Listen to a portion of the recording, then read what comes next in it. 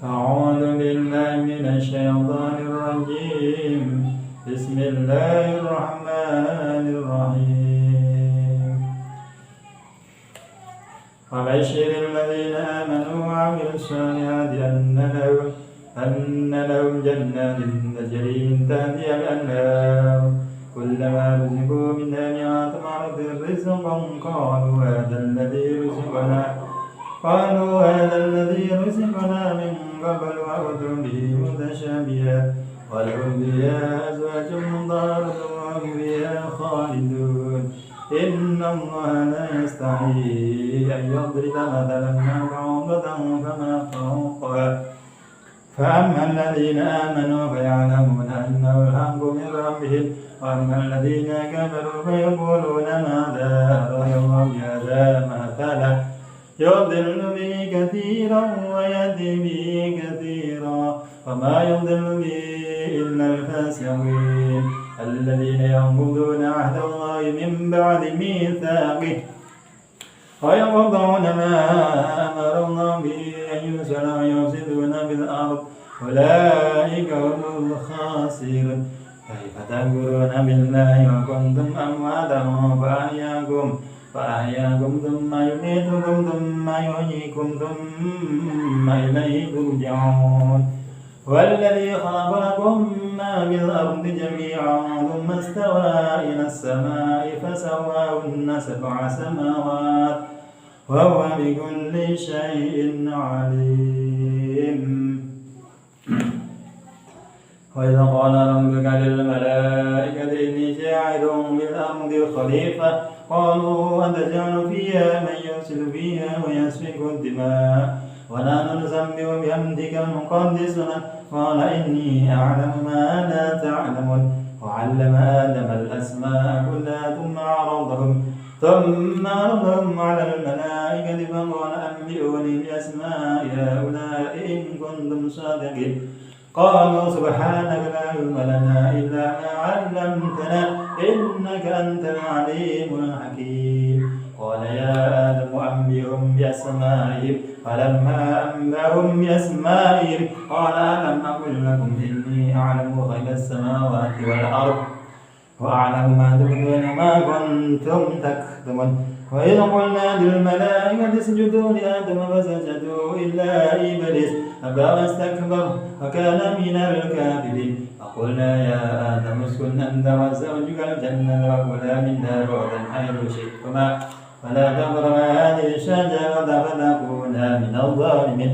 فزلهما الشيطان عنها فأخرجهما مما كانا فيه فقلنا اهبطوا بعضكم لبعض عدو ولكم في الأرض مستقر ومتاع إلى حين. فتلقى آدم من ربه كلمات فتاب عليه إنه هو التواب الرحيم. صدق الله العظيم. صدق الله العظيم. صدق الله العظيم. Maha benar Allah dengan segala firman-Nya. Assalamualaikum warahmatullahi wabarakatuh. Bismillah, alhamdulillah, assalatu wassalamu ala rasulillah, amma ba'da. Kita mulai perjumpaan pada kesempatan hari ini ya, kebetulan di Jogja ini pas hari malam Ahad. Selamat bermalam Ahad ya. Nah, bagi sahabat-sahabat semua yang bisa menyimak video ini di malam Ahad. Kita sholawat dulu, kita mau bareng yuk baca sholawat tibil qulub 1 kali saja.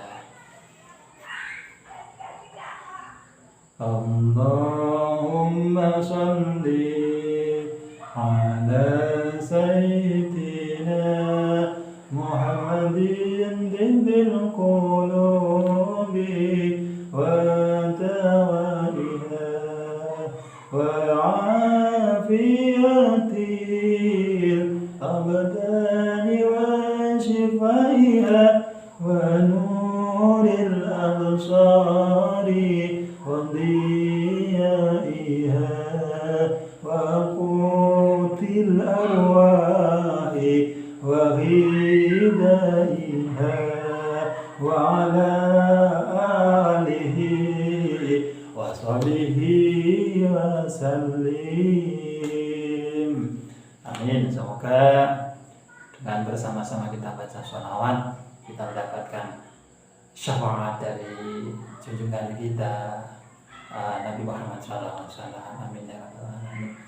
Sahabat yang dimuliakan Allah, yang saat ini sedang ikhtiar menuju kesehatan dari asam lambung, dari kecemasan berlebih, ketakutan. Nah, biasanya ketakutannya ya satu, takut mati.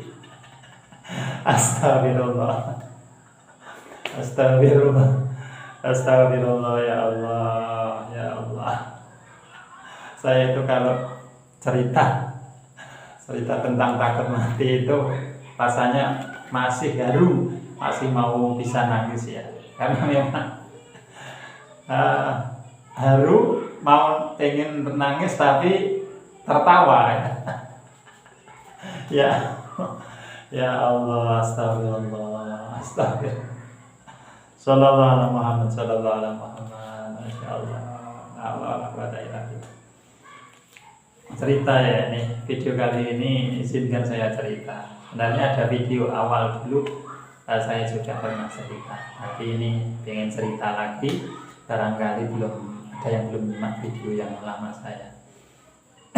Sahabat-sahabat semua ya saat ini mengalami kecemasan, ketakutan, dan mengalami rasa-rasa yang aneh-aneh ya di seluruh tubuh, baik itu psikis maupun fisik, itu mengalami rasa-rasa yang super aneh. Nah, itu kemudian banyak yang bertanya-tanya ke saya lewat WA, juga komen di Facebook ada. Bertanya gini, Pak, apakah anxiety itu, asam lambung itu bisa sembuh total? Pertanyaan yang bikin geli ya. Kemudian ada saya jawab gini, insya Allah atas izin Allah, ketika Allah mengizinkan, apapun itu akan jadi kenyataan. Namun di situ ada sih di Facebook itu ya, di Facebook itu ada yang mengatakan gini, saya nggak percaya kalau anxiety disorder itu bisa sembuh total. Kemudian saya jawab, abang, keyakinan abang itulah yang akan mewujudkan kondisi abang. Kemudian beliaunya diam. Sahabat, jadi gini ya, apapun sakitnya, apapun keluhannya, ketika Allah menghendaki, maka semuanya pasti akan terjadi. Dan banyak sahabat-sahabat saya itu yang dulu juga mengalami anxiety disorder, psikosomatis, itu saat ini sembuh total, alhamdulillah atas izin Allah. Maka jangan pernah ragu sama Allah. Nah, sahabat yang dimuliakan Allah, dulu saya juga pernah pada posisi Anda. Saya cerita ini bukan maksud untuk saya memposisikan kondisi masa lalu, bukan, akan tetapi saya ingin mengajak sahabat semuanya, mari kita kembali kepada apa yang seharusnya kita lakukan. Nah, yang saat ini Anda rasakan itu nggak usah risau, semuanya akan baik-baik saja, karena Allah benar-benar maha baik.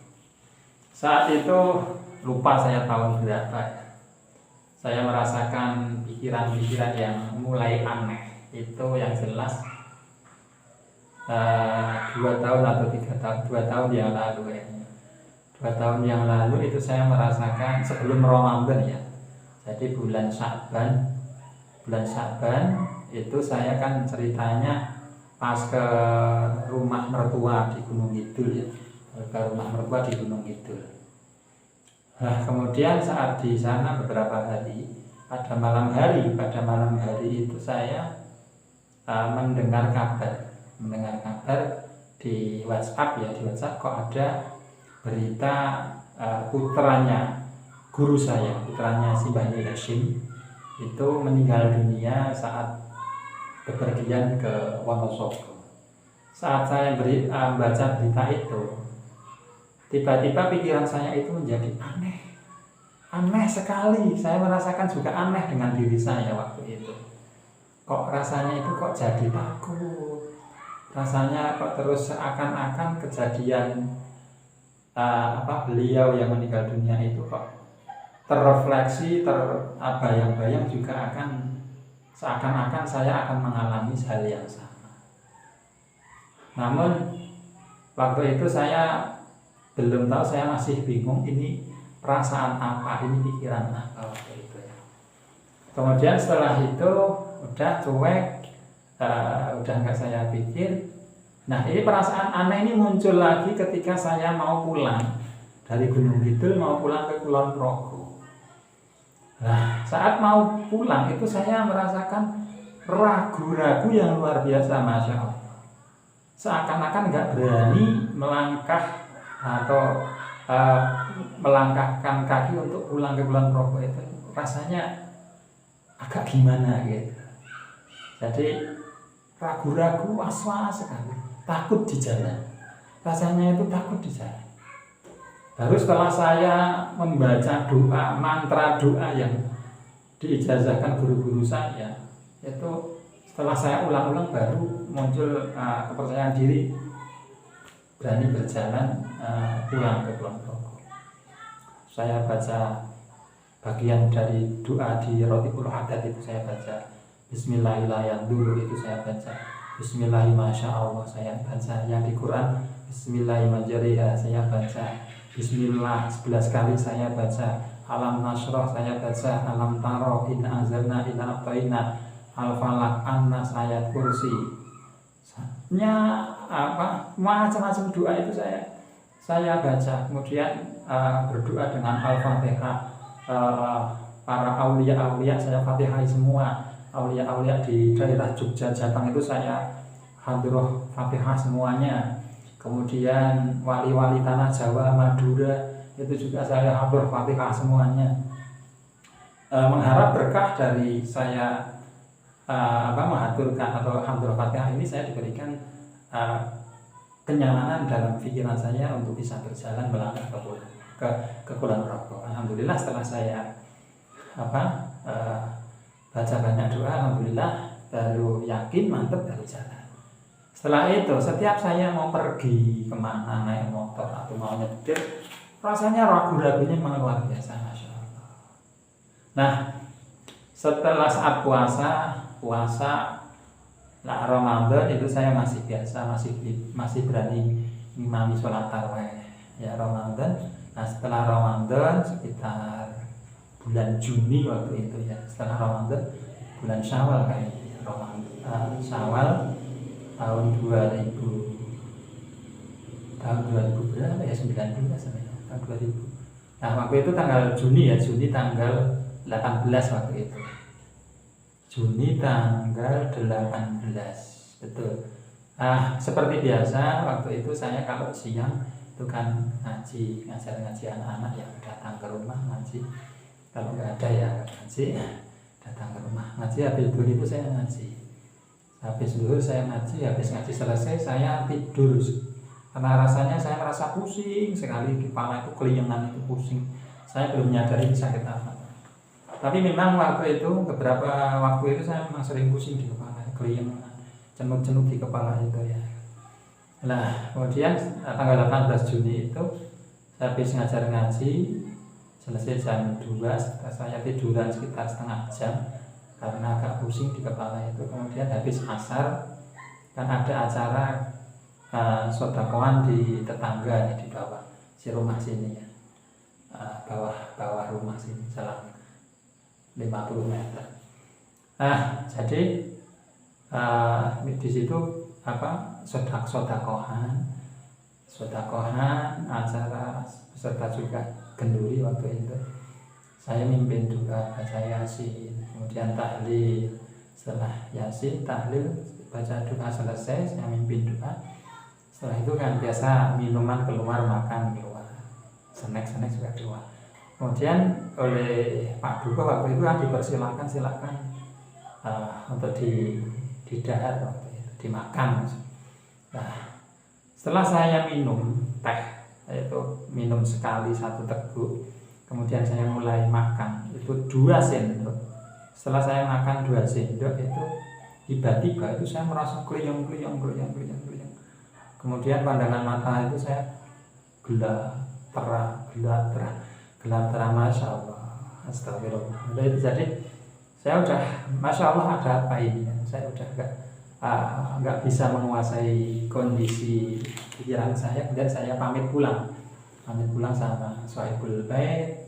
Saya diantar adik saya, adik sepupu diantar diterke mulai lagi gitu. Saya dipapa pulang, agak naik kan, tempat rumah saya kan agak tanjakan dari bawah.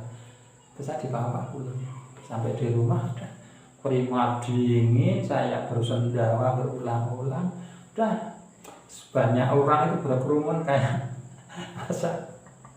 Ketika saya ingat ya Allah, astagfirullah, ya Allah, maka itu rasanya bayangan saya apakah ini memang waktu saya, ya Allah. Saya nangis rasa nangis, ya Allah. Masya Allah.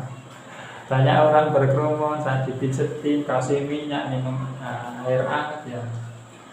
Sampai ketika saya minum air panas itu saya udah nggak terasa ini panas apa hangat, udah minum. Akhirnya oleh istri, oleh saudara-saudara, saya dibawa ke rumah sakit. Setelah di sana dinyatakan saya harus opname. Setelah fakir itu datang kan ke UGD itu langsung ditensi. Tensinya 170. Tensi saya 170. Padahal saya nggak pernah tensi segitu itu. Kecenderungan saya tensinya dulu itu pada 110. Kecenderungan agak rendah 110. Padahal di usia saya 40 tahun itu 110 kan ya kurang dikit lah, pada saya 120. Kemudian waktu saya ke rumah sakit itu saya ditensi 170. Ya udah, langsung saya oleh perawat-perawat itu ini ya diopnam saja. Nah, ya udah opnam lah. Nah, saat di rumah sakit, Masya Allah, luar biasa. Ketika ada dokter visit, perawat visit itu saya udah mandi keringat, nervous rasanya. Ada, terutama kalau visit dokter ya. Ada visit dokter ditanya kan, kalau visit dokter kan ditanya. Udah, ketika tahu mau ada visit dokter, keringat dingin, jagung nek bahasane sini. Keringat dingin, mandi keringat. Nah, setelah 3 hari, setelah ditensi agak normal, mendingan. Kemudian di situ saya juga di lab segala ya, di lab cek darah macam-macam, belum jalan tiroid. Malah waktu itu oleh dokter hasil labnya didiagnosa, ini hipertiroid. Nah, namanya ada sahabat-sahabat juga yang didiagnosa tiroid ya. Bukan cuma Anda, saya juga seperti itu. Bahkan sahabat yang lain juga ada.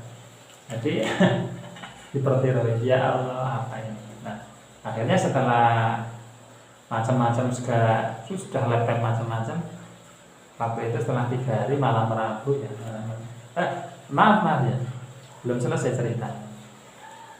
Setelah 1 hari saya opnam di rumah sakit.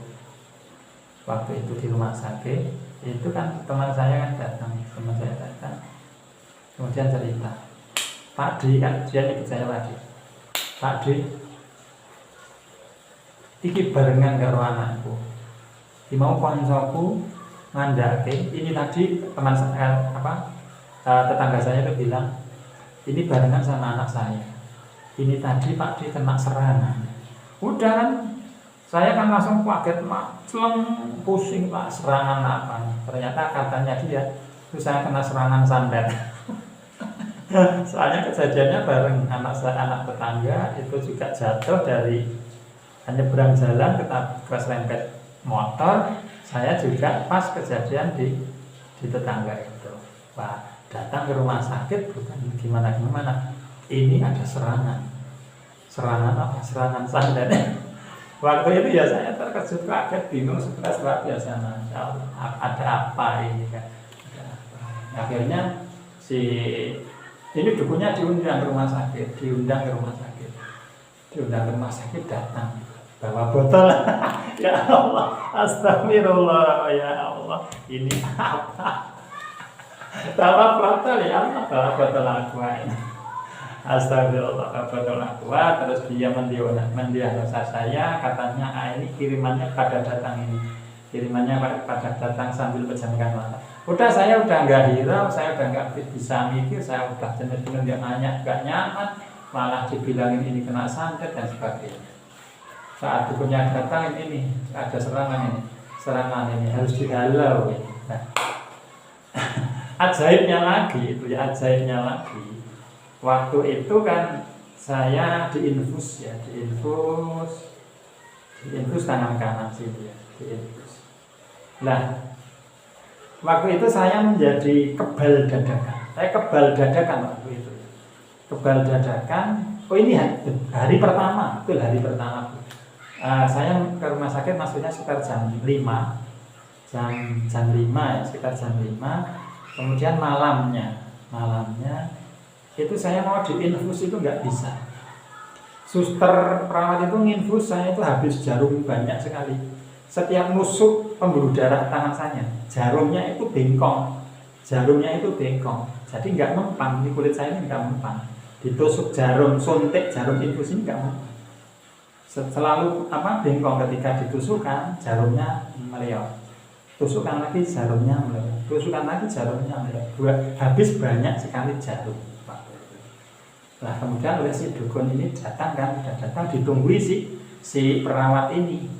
Nusuk tangan saya ini kan nggak mempan semua. Jarum ada yang patah jarumnya.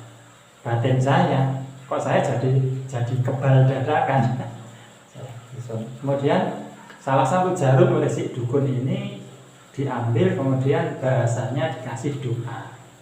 Setelah dikasih doa oleh suster, disuruh ditusukkan lagi infusnya, baru bisa.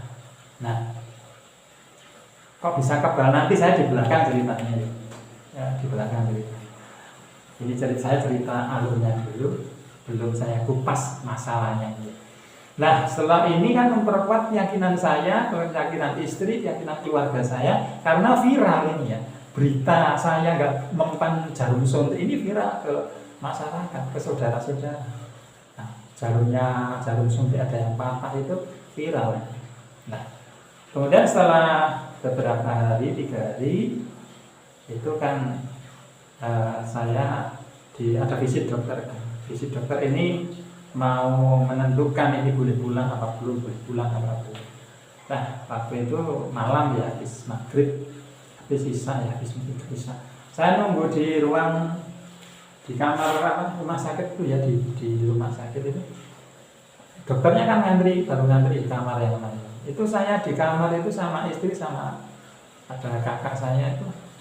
Saya nunggu itu, saya keringat dingin. Keringat saya keluar terus, saya udah pusing luar biasa masalah. Ini ada apa? Saya bangun, duduk lagi sambil tarik nafas, lepas nafas, tarik nafas, lepas nafas. Karena nafas saya jadi tiba-tiba sesek, saya mandi keringat luar biasa. Keloyangan luar biasa masalah. Setelah dokter masuk, itu saya nggak bisa ngomong. Dokter masuk itu keuangan saya udah merodok, bergetar luar biasa. Saya cuma duduk kayak gini sambil menahan ketegangan diri saya luar biasa masalah, karena ketika nggak saya tahan, itu tangan saya bergetar karena ada visit dokter itu. Wah, mandi keringat saya. Dokter masuk cuma tanya, gimana, udah enak? Alhamdulillah. Sekarang boleh pulang. Dokter langsung keluar. Saat dokter langsung keluar itu saya rasanya langsung geloh, tolong ya Allah, udah normal lagi. Nah, setelah dokter bilang boleh pulang, akhirnya kan istri persiapan mata yang mau dipanggil pulang apa. Kemudian pada waktu itu kan masih saya masih dalam pantauan si dukun ini ya, pantauan si dukun. Nah, kemudian setelah saya pulang di rumah, pulang di rumah, udah jam 9 sampai rumah. Lah kemudian setelah di rumah pagi siang lah, sore. Jadi selang sehari itu saya diungsikan. Saya diungsikan oleh saudara-saudara, rekomendasi oleh si dukun bahwa saya jangan di rumah dulu, karena di rumah saya termasuk di masjid, pekarangan semuanya itu ada serangan santetnya. Ada serangan santetnya setiap saat, keliengan itu adalah serangan santet. Sesak nafas itu serangan santet. Akhirnya saya diungsikan di rumah kakak di RT.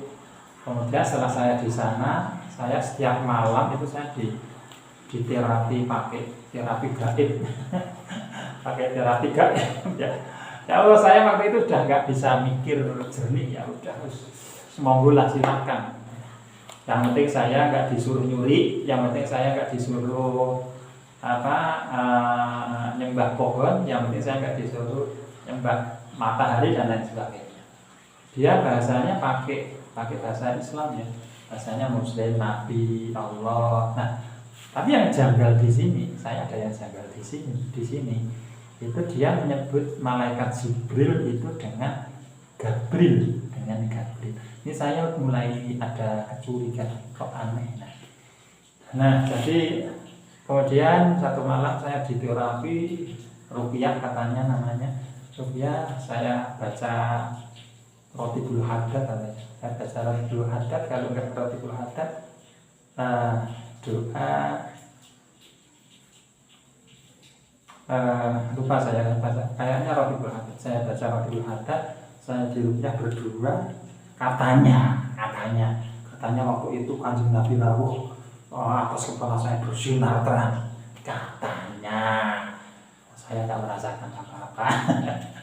Setelah itu saya diungsikan lagi ke rumah teman yang lain, di ruqyah lagi, malam tadi di ruqyah lagi. Katanya di kepala saya penuh dengan keris.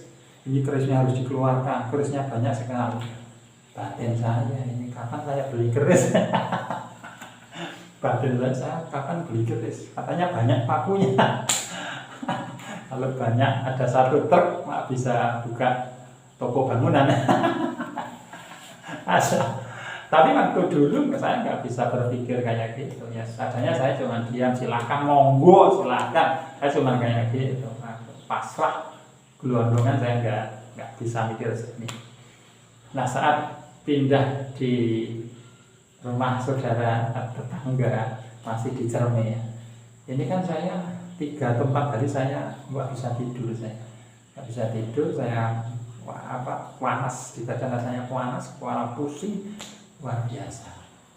Nah, setelah saya di ruqyah bahasanya itu siang hari saya bisa tidur. Nah, setelah saya sekitar 5 hari saya di rumah, itu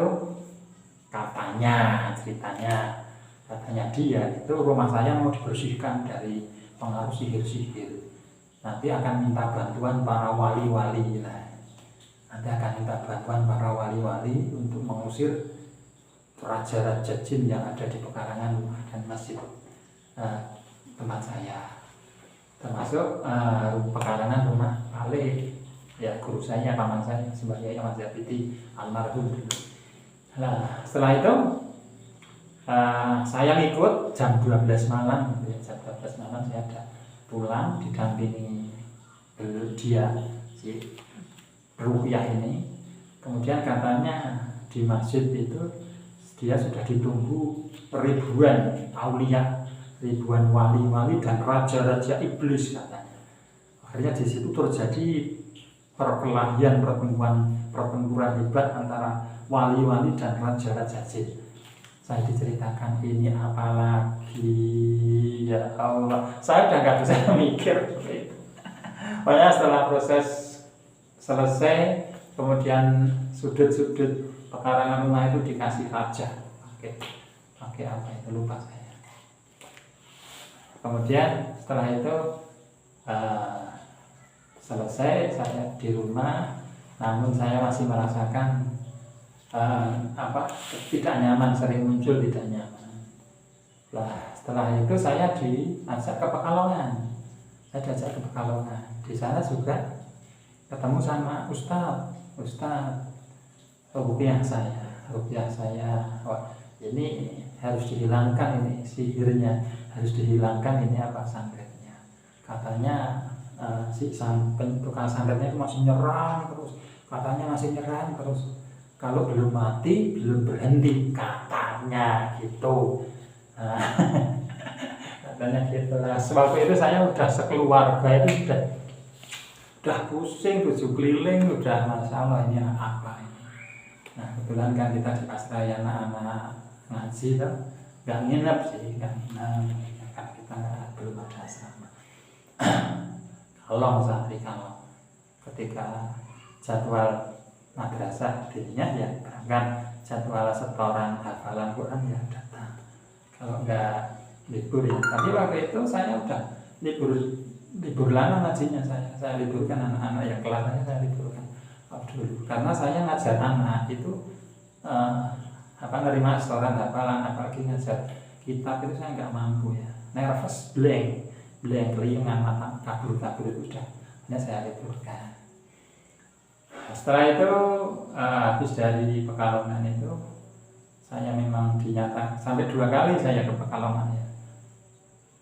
Biayanya juga banyak ini, bayar si dukun, ngamploki ustadznya, wah. Dulu udah bilang udah nggak mikir warna-warna, udah nggak mikir macam-macam, udah yang penting saya sembuh itu waktu itu. Nah setelah dari Pekalongan ini saya baru ingat saya punya teman yang namanya Pak Purwanto. Nah setelah saya ingat, saya cari nomor HP WA-nya, oh iya saya WA Pak Pur, saya mau terapi. Akhirnya Pak Pur datang ke rumah, saya cerita ngalor ngidul sampai Z saya ceritakan, Pak Pur saya kena santet, kena sihir gini, di target mati, tempat ngaji sini harus targetnya roboh, mati bersama orang-orangnya. Apa ya? Pak Pur waktu itu cuma tertawa. Pak Pur saya ceritakan kayak tertawa. Lah setelah saya cerita kayak gitu, Pak Pur kemudian ngomong, Pak, cerita jenengan itu ada sesuatu yang ingin saya selidiki, yang ingin gali. Nah, selama 1 bulan itu setiap hari Pak Pur ke rumah saya, atau saya yang ke rumah Pak Pur, itu hanya ngobrolkan masalah saya. Waktu itu bulan Juli, tanggal 13 Juli.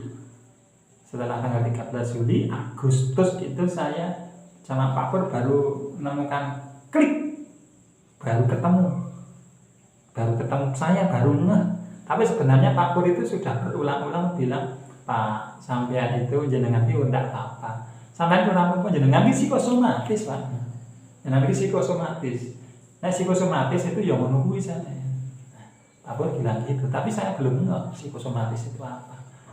Kemudian di awal Agustus itu, tanggal 1 Agustus itu, kemudian saya buka YouTube ya. Kebetulan saya buka YouTube, browsing, semakin nambah pusing, semakin nambah takut mati, takut pergian, ngimami takut, ngajar ngaji takut, ke warung takut, keluar rumah naik motor 100 meter udah keliengan, udah mata buram, ngantar istri ke bidan, ngantar anak ke bidan mau cari obat. Waktu itu sampai ke bidan, di sana saya nervous, mau pulang sendiri sampai di jalan, wah kayak mau jatuh, seakan-akan pikirannya mati saat ini di jalan naik motor waktu itu. Astagfirullah, Masya Allah.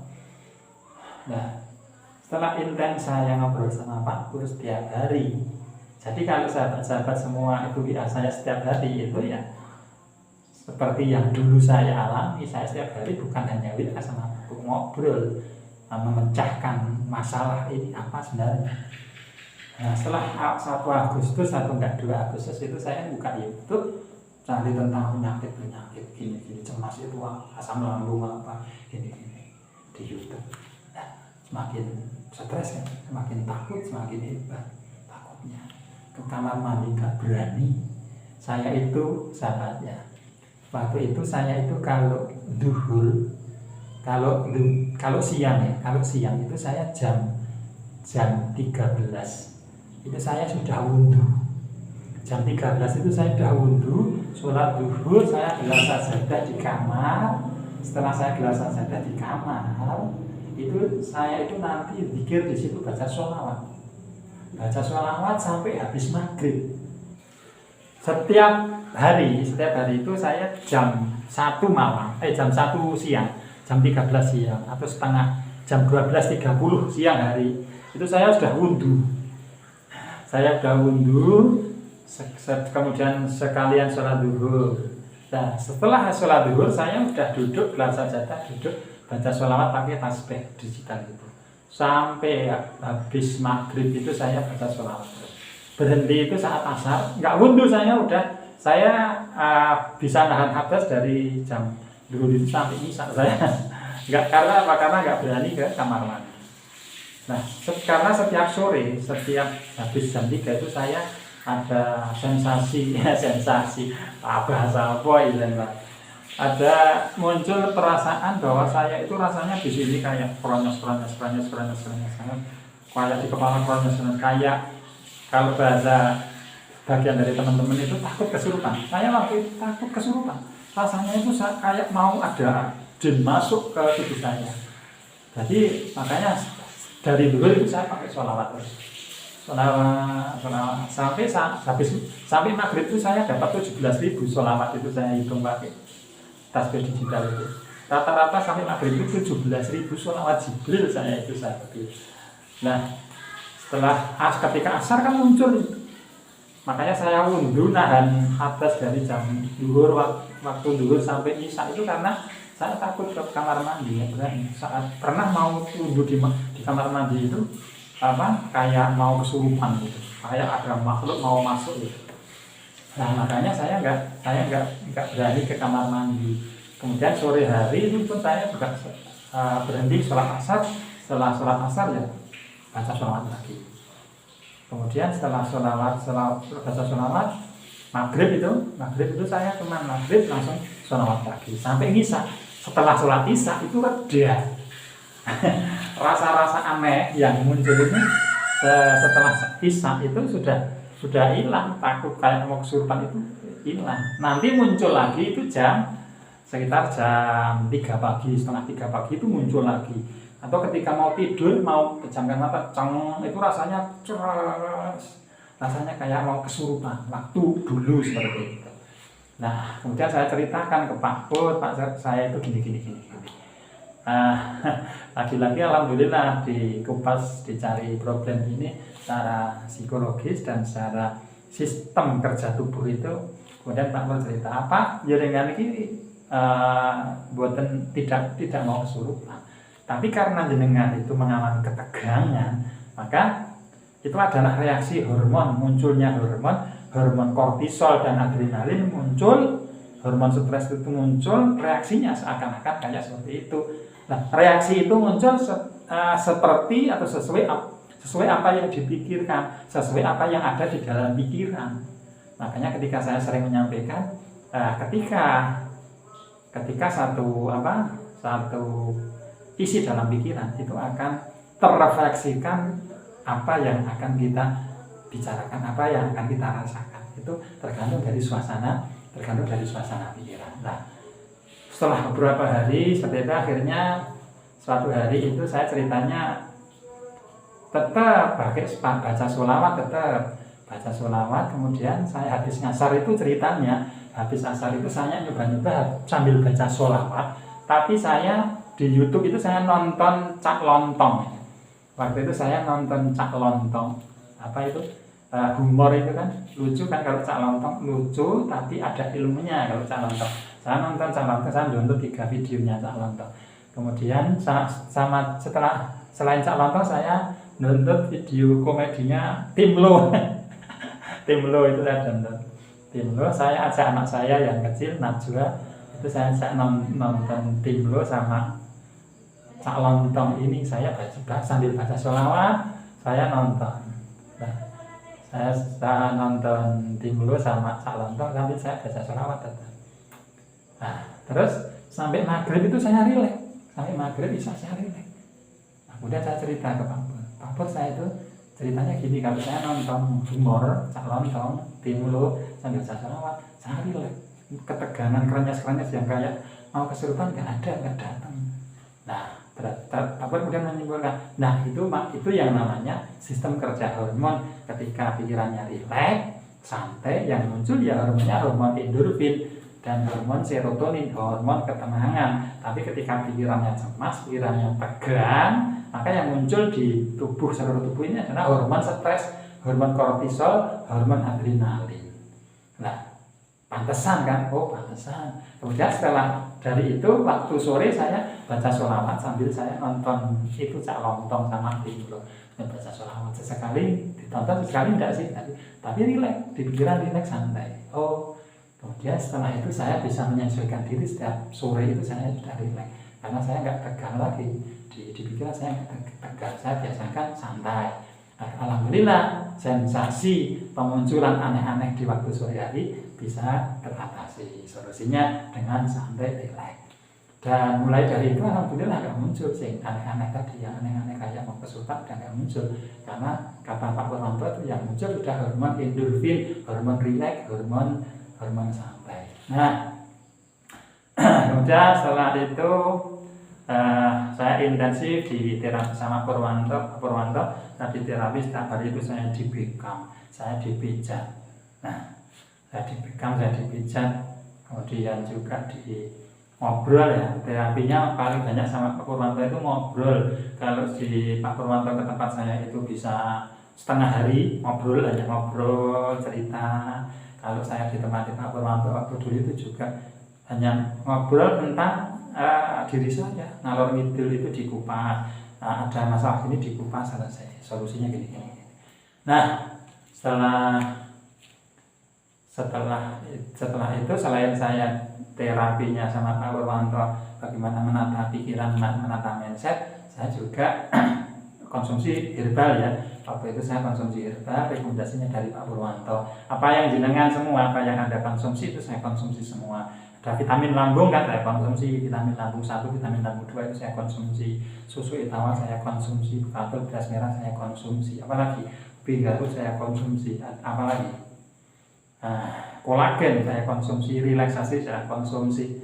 Jadi sahabat semuanya, bagi yang saat ini konsumsinya ada beberapa macam, itu santai saja, rileks saja, tidak ada masalah, nggak usah khawatir kok konsumsinya banyak banget, tidak masalah, tidak apa-apa. Karena ketika tubuh kita butuh reparasi, butuh perbaikan, butuh servis, otomatis juga membutuhkan berbagai macam bahan-bahan sumber nutrisi, sumber perbaikan, sumber vitamin untuk membersihkan racun-racun, untuk menyeimbangkan sistem tubuh, untuk meregenerasi jaringan-jaringan tubuh kita yang mungkin mengalami penuaan dini, mengalami disfungsi. Nah, setelah itu alhamdulillah sekitar 3 bulan saya konsumsi ramuan.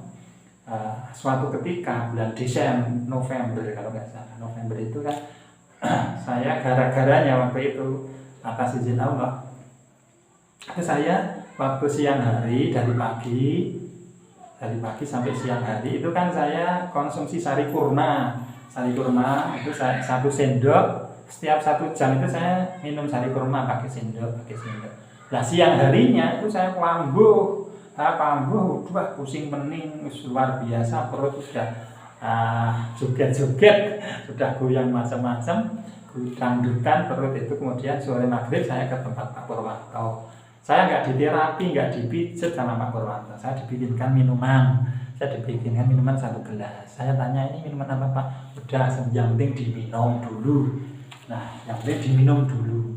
Nah, setelah saya minum 1 gelas besar itu, saya minum pelan-pelan sambil saya baca doa. Setelah itu saya kok langsung sembuh gitu.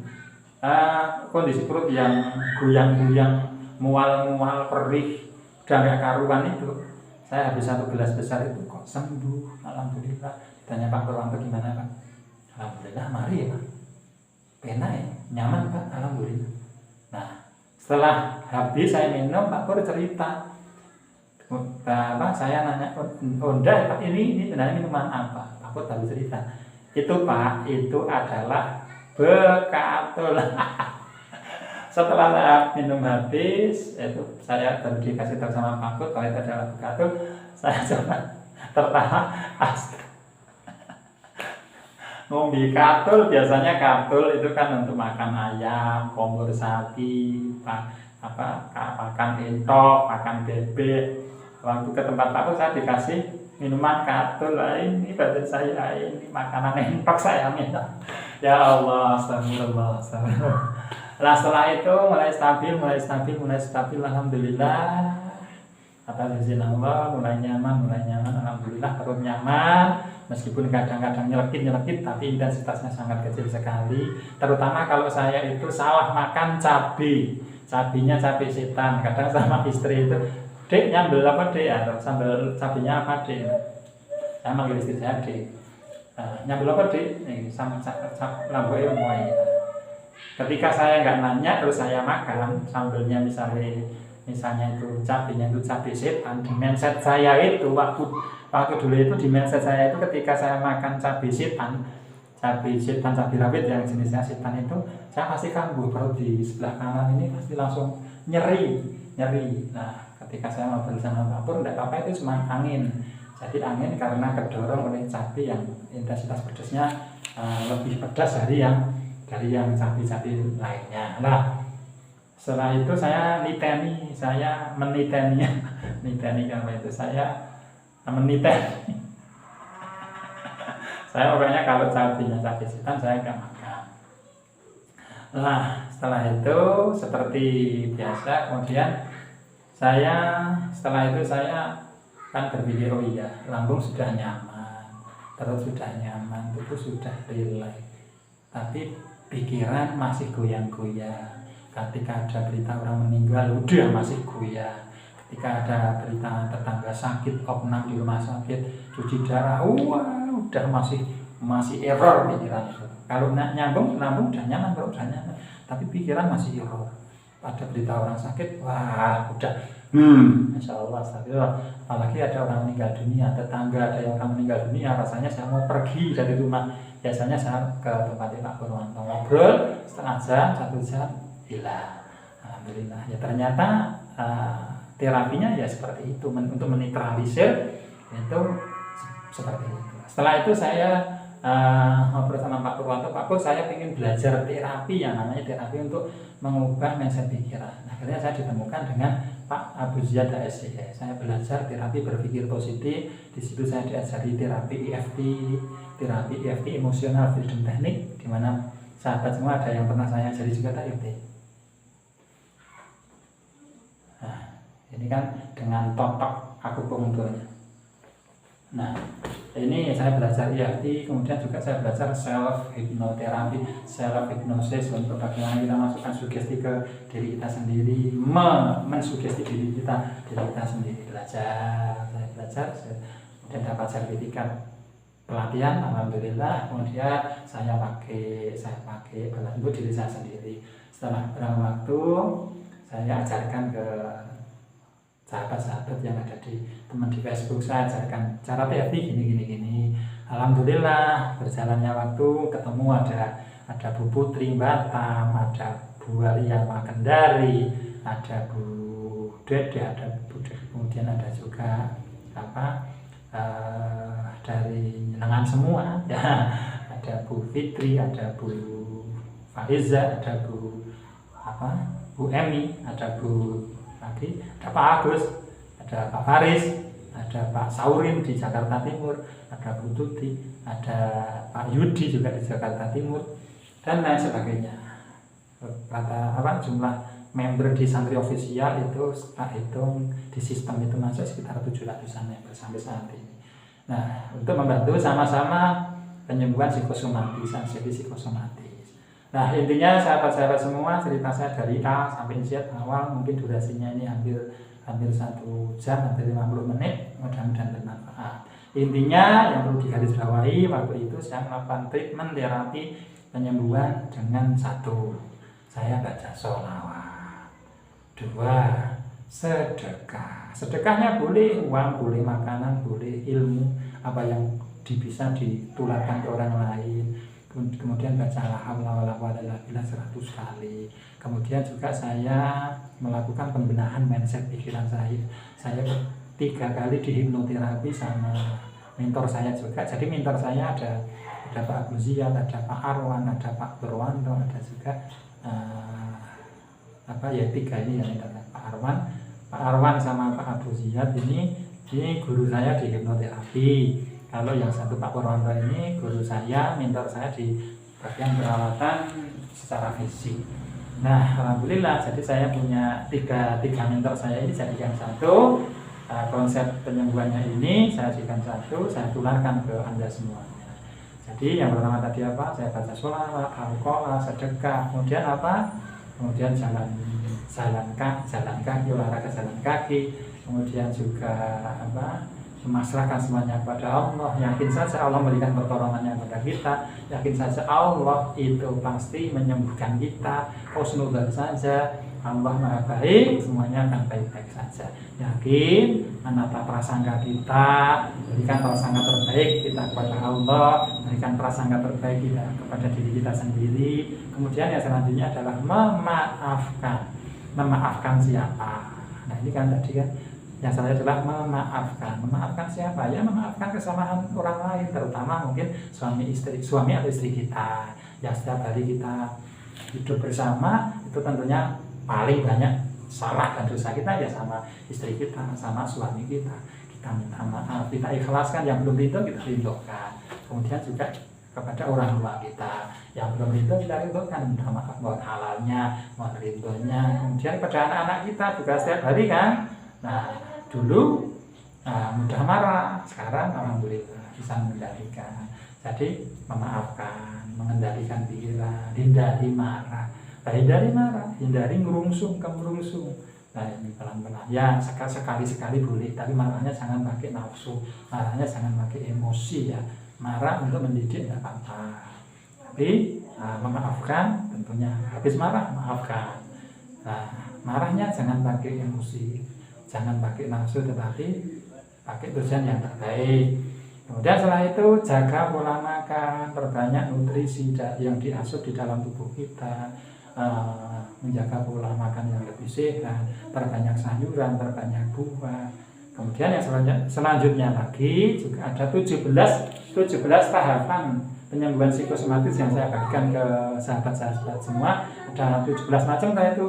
Di situ ada makanan yang dihindari, makanan yang boleh dimakan, kemudian olahraganya apa, dan vitaminnya apa saja tadi sudah saya sebutkan. Vitamin lambung, kolagen, relaksasi, kemudian susu tawa. Ini saya minum semua. Nah, ya sebagai wujud kita itu benar-benar pengen upgrade nutrisi, upgrade vitamin yang kita konsumsi. Jangan seperti biasanya. Biasanya kan kita makan ya gorengan, tiap hari ayam, tiap hari jarang makan sayur, jarang makan buah, tiap hari marah, tiap hari emosi. Nah, mulai sekarang ditata itu semuanya, diperbaiki itu semuanya. Serahkan semuanya pada Allah. Pasrahkan kesembuhan pada Allah. Nah, yakin Allah akan menyembuhkan kita. Terima kondisi kita apa adanya. Menerima takdir kita dengan ikhlas. Serahkan kesembuhan pada Allah. Memaafkan kesalahan siapapun itu. Melepaskan pikiran-pikiran negatif kita, ditata, diperbaiki mindset kita lebih positif, lebih baik lagi. Lakukan treatment terapi pikiran yang sudah saya bagikan. Kalau perlu silakan bisa hubungi saya untuk melakukan hipnoterapi secara private. Nah, nanti akan kita bedah kasusnya, akarnya, kemudian nanti kita bantu untuk hipnoterapi secara private, ataupun juga Anda semua bisa kita buatkan audio hipnoterapinya dipakai terapi setiap pagi dan malam. Semoga bermanfaat, semoga Allah ridho menyembuhkan Anda semua, menyembuhkan keluarga kita semua sehat jasmani, sehat rohani. Amin ya rabbal alamin. Saya akhiri, wassalamualaikum warahmatullahi wabarakatuh. Kesimpulannya, sahabat yang berbahagia, sahabat semuanya, kesimpulannya tadi di awal saya menceritakan ada beberapa statement nih, ada beberapa statement dalam treatment saya. Itu ada statement sihir, ada statement santet, ada statement guna-guna. Nah, ini yang perlu digarisbawahi oleh sahabat semuanya. Setelah kita bedah kasus saya, setelah bedah kasus saya obrolkan sama Pak Purwanto, saya obrolkan sama mentor hipnoterapi saya. Ternyata apa? Statement santet, statement sihir yang dijaskan ke diri saya itu semuanya adalah bohong. Itu semuanya adalah dusta. Sahabat yang dimuliakan Allah. Jadi kejadian-kejadian yang saya alami waktu sore krenyes-krenyes, rasa krenyes-krenyes dan di kepala krenyes-krenyes, itu bukanlah sihir, bukanlah jin yang masuk. Akan tetapi itu adalah reaksi hormon kortisol, hormon adrenalin, karena saya terlalu tegang, karena saya terlalu cemas. Akhirnya apa? Otot-otot seluruh tubuh saya itu mengalami spasme otot, ketegangan otot. Nah, ketika otot mengalami ketegangan atau spasme, inilah terjadi perubahan sistem hormon. Yang awalnya hormonnya yang keluar itu adalah hormon endorfin, hormon ketenangan, relaksasi. Nah, saat cemas, takut, panik, itu berubah hormon yang keluar di dalam tubuh kita adalah hormon stres, hormon kortisol dan adrenalin. Otomatis semakin membuat tubuh kita tegang. Nah, semakin tubuh kita, otot-otot tubuh kita tegang, di situ apa? Pembuluh darah semakin menyempit. Jika pembuluh darah semakin menyempit, maka reaksi atau rasa-rasa di dalam tubuh kita pasti tidak nyaman. Macam-macam sensasi munculnya, rasa-rasanya itu aneh-aneh. Seluruh tubuh, kepala keliangan, mata kabur, telinga berdenging, di sini pegel, ya kan, di sini pegel, di dada berat, di perut keras, ya kan, di kaki kebas-kebas, dan muncul rasa-rasa yang lain. Nah, rasa-rasa yang muncul itu adalah hanya reaksi hormon saja. Munculnya hormon adrenalin. Jadi ingat, sahabat yang saat ini masih berkeyakinan bahwa Anda diguna-guna, Anda disihir, disantet, ayo bertobat sekarang juga, perbaiki mindset sekarang juga, perbaiki diri Anda, diri kita semua perbaiki pelan-pelan. Nah, tidak ada itu ya, tidak ada. Jadi sahabat semuanya, kesimpulannya, ketakutan yang muncul dalam diri saya itu adalah reaksi adanya spasme otot dan hormon yang keluar, yang hormon stres keluar. Gitu ya, bukan sihir, bukan santet, bukan guna-guna, tetapi problem psikologis. Nah, yang perlu saya ceritakan apa problem psikologi saya, ya kan? Yang mungkin Anda penasaran, pengen tahu juga. Nah, jadi ceritanya begini, sahabat semuanya. Dulu sebelum saya mengalami anxiety disorder itu kan, sekitar 1 tahunan, itu kan saya punya guru, ya paman saya. Beliau ya paman saya, ya guru saya. Dari saya kecil, itu saya ngajinya sama beliau. Sampai saya di pondok pesantren, itu juga atas inspirasi beliau. Sampai paman saya ini bernama Simbah Yai Ahmad Zabidi. Beliau adalah hafidz Quran, salah satu penghafal Quran di Kulon Progo. Yang akhirnya saya juga masuk di pondok pesantren tahfidz Quran, menghafalkan Al-Quran, itu inspirasinya dari paman saya ini, Simbah Yai Ahmad Zabidi. Nah, pada beberapa waktu tahun yang lalu, paman saya, ya guru saya ini mengalami sakit. Ceritanya sakit. Nah, sakitnya adalah sakit gagal ginjal. Nah, sahabat semuanya. Nah, ketika awal beliau sakit itu saya sering antarkan ke rumah sakit, sering terapi. Bahkan beberapa rumah sakit di Jogja juga saya menghantarkan beliau, kontrol, terapi, USBL di rumah sakit dan lain sebagainya lah, sampai ke Semarang juga pernah terapi ke sana, terapi apa itu alternatif, terapi alternatif. Nah, Cerita punya cerita. Itu kan kebetulan saya kenal dengan satu kawan. Beliau adalah salah satu teman dulu di pondok ya. Tapi kemudian beliau terjun ke pengobatan ruqyah. Nah ini mohon maaf ya. Ruqyah adalah satu metode pengobatan yang sangat bagus sekali. Akan tetapi banyak oknum di sini ya. Banyak oknum yang mengatasnamakan ruqyah. Nah, setelah saya bertemu dengan teman saya itu, beliau menawarkan diri bagaimana kalau saya dan teman-teman itu membantu Mbah Zabidi untuk kita ruqyah, untuk penyembuhan sakit, ikhtiar penyembuhan sakitnya beliau. Saya jawab, oke, monggo silahkan, besok malam apa Kang Sen. Akhirnya deal, jadi diruqyah beliau, Pak paman saya. Nah kemudian setelah saat diruqyah, habis ruqyah itu yang datang sekitar 10 orang ya, yang ruqyah teman-teman itu sekitar 10 orang. Nah saat diruqyah paman saya itu, teman-teman peruqyah ini berstatement gini, si Mbah Yai Zabidi itu kena santet, kena sihir, kena guna-guna dari seseorang di sana, dia dendam kepada beliau dan lain sebagainya. Akhirnya di situ saya sudah mulai ini ya, di awal itu saya sudah mulai, kok aneh, kok santet, kok sihir. Itu saya sudah mulai merekam, sebenarnya di situ saya sudah mulai merekam pikiran bawah sadar saya tentang santet, sihir, jin, iblis, gelundung pringis. Nah ini saya sudah mulai merekam karena ada omongan ini, oknum peruqyah ini.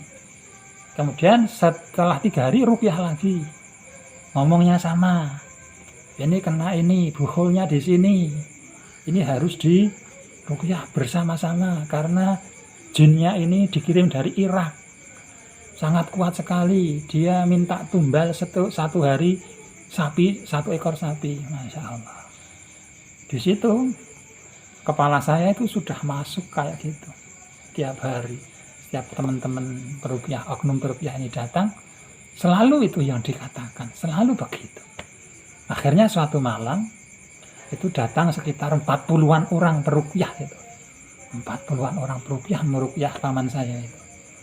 40-an orang, ya Allah, tengah malam sampai jam 2 malam itu baru selesai, dari jam 9 malam sampai jam 2 malam. Sekitar 40-an orang datang bareng meruqyah bersama-sama, ngelilingi rumah, dalam rumah, diopo-opo macam-macam. Mereka semua kompak bilang, Pak Lek Zabidi, Mbah Zabidi, Mbah Yai Zabidi kena santet. Itu kompak mereka. Masya Allah. Astagfirullahaladzim. Astagfirullahaladzim. Nah, setelah itu di klimaksnya setelah berulang di ruqyah lebih dari 10 kali sebelum paman saya itu sedo, sebelum paman saya itu wafat, meninggal dunia karena memang sudah gerah lama ya, sakitnya lama. Itu bahkan sampai sebelum beliau wafat, saat di rumah sakit pun teman-teman peruqyah itu datang dan masih bilang hal yang sama, bahwa ini santet, bahwa ini santet, sihir dan lain sebagainya. Akhirnya itulah kekhawatiran, kecemasan, kepanikan saya, mengkhawatirkan paman saya itu, mengkhawatirkan guru saya itu. Disitulah kecil saya khawatir, kemudian tambah lagi khawatir, cemas, mencemaskan beliau ya, agak besar lagi, terus sampai beliau meninggal dunia. Di rumah sakit saya menunggui, memeluk beliau, saya merawat beliau. Disitulah mungkin klimaks memori pikiran bawah sadar saya. Menyerap, menangkap informasi-informasi tentang statement, ucapan dari oknum peruqyah ini, selalu mengatakan jin, iblis, setan, santet, sihir diguna-guna. Padahal ya sahabatku yang dimuliakan Allah, paman saya itu sakit secara fisik, secara jasmaninya beliau sakit. Beliau adalah hafiz Quran, penghafal Quran, salah satu di Kulon Progo yang awal dulu, merintis awal dulu. Nah, bukan karena guna-guna, sakit murni secara jasmani. Di lab itu juga memang kreatinin, urium dan kreatinin beliau itu memang terlalu tinggi. Karena apa? Karena dulu paman saya itu mengkonsumsi obat tensi bertahun-tahun, obat kimia ya, kecil obatnya, bertahun-tahun minum obat itu tanpa disadari ternyata merusak sistem tubuh. Nah, merusak sistem tubuh karena apa? Bertahun-tahun minum obat kimia. Ya, saya sebutkan namanya. Takut salah nanti ya disalahkan. Nah, di sini akhirnya apa? Terjadi residu kimia di dalam sistem organ paman saya. Nah, residu kimia yang tinggi tidak segera didetok karena sudah bertahun-tahun. Gejalanya awalnya dulu itu paman saya tensinya agak tinggi. Beliau tensinya agak tinggi. Langsung dihantam obat penurun tensi terus. Setiap hari minum obat tensi terus setiap hari. Secara zahir, secara lahiriah itu sudah ada apa istilahnya data bahwa konsumsi obat penurun tensi kimia itu membawa dampak negatif yang luar biasa, apalagi bertahun-tahun. Nah, disitulah paman saya mulai tidak sehat, menurun kondisinya. Akhirnya urium kreatinin beliau tinggi sekali. Dan yang luar biasa lagi, sebelum beliau wafat, beliau dirawi Kanjeng Nabi Muhammad SAW. Beliau dalam gelombang alfa beliau dirawi Kanjeng Nabi. Beliau digandeng Kanjeng Nabi. Beliau dituntun Kanjeng Nabi sallallahu alaihi Muhammad. Semoga beliau diberikan tempat di sisi Rasulullah SAW. Kemudian setelah sekitar 1 tahun dari kejadian itu, mulai ini memori pikiran saya yang negatif, sihir, santet dan lain sebagainya itu, dan kekhawatiran saya mengkhawatirkan paman saya itu mulai bermunculan. Sebentar takut, sebentar khawatir, sebentar cemas. Ini menjadi pola dalam diri saya. Akhirnya muncullah anxiety disorder psikosomatis dalam diri saya. Waktu itu latar belakangnya apa? Dari trauma psikis. Nah, trauma psikis. Di awal saya juga cerita bahwa saya kena aneh-aneh itu kan. Bohong. Nah, Anda harus perbaiki mental Anda, perbaiki mindset Anda. Problem psikis itu bukan sihir. Problem psikis harus diperbaiki psikologisnya. Kasus traumanya diterapi. Kasus sakit hatinya dimaafkan. Kasus bencinya sama orang lain, sakit hatinya dimaafkan, memberi maaf kepada siapa? Pada semua orang. Maafkan semua orang. Nah, yakin sama Allah, sholawat, baca Quran, hauqolah. Insya Allah diberikan kesembuhan oleh Allah Subhanahu wa Ta'ala. Mudah-mudahan bermanfaat. Ini untuk kesimpulan setelah video ditutup untuk menggarisbawahi cerita saya. Oke, terima kasih. Assalamualaikum warahmatullahi wabarakatuh.